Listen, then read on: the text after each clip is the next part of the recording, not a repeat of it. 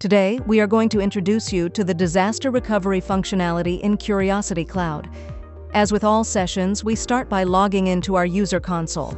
In this example, I am a tenant, meaning a customer with resource consumption and access credentials. We access the console. In the console, as we have seen in previous sessions, we have all the functionalities available and can access all the tools on our platform. Today, we will specifically discuss disaster recovery, a crucial functionality for medium and large enterprises, especially due to current regulatory requirements. Within the Availability or High Availability menu, we have previously reviewed the backup, continuous data protection, and permanent snapshot functionalities in earlier sessions.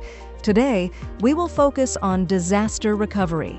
As mentioned before, Curiosity Cloud is a hybrid cloud that allows orchestrating and managing hyper-converged cloud environments based on OpenStack.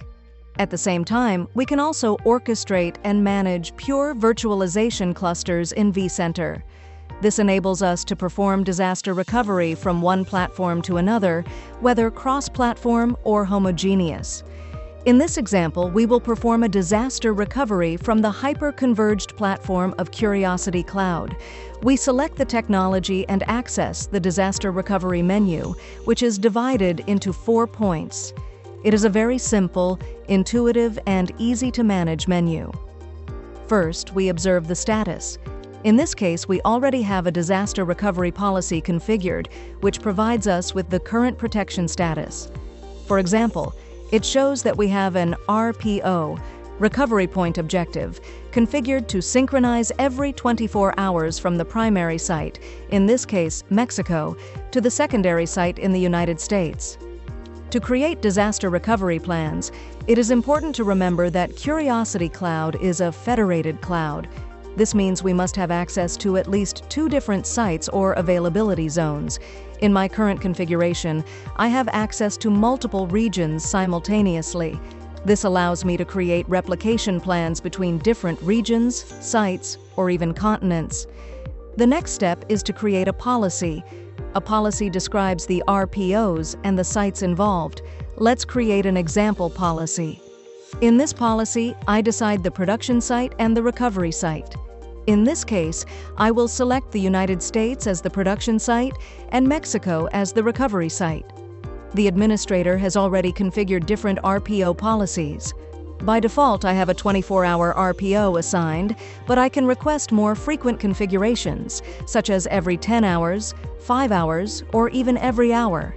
In this example, we will leave it configured at 24 hours. I can also enable or disable synchronization for transactional systems with low data volume, ensuring consistency. In this case, I will leave the option disabled. Next, we configure how many copies we want to retain.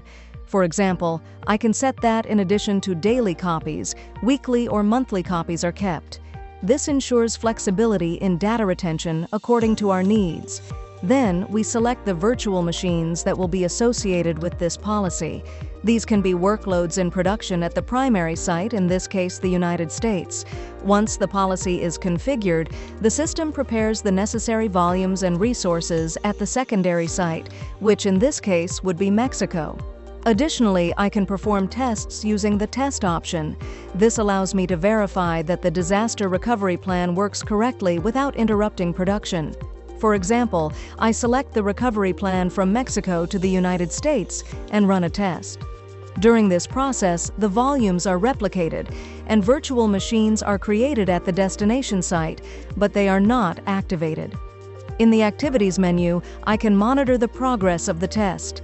Finally, upon completing the test, the system indicates if there were any failures and generates a report. This document can be downloaded and presented for audits or regulatory purposes. With this, we have demonstrated the power of Curiosity Cloud in managing disaster recovery in a straightforward manner. Thank you for joining us on this journey. Until next time.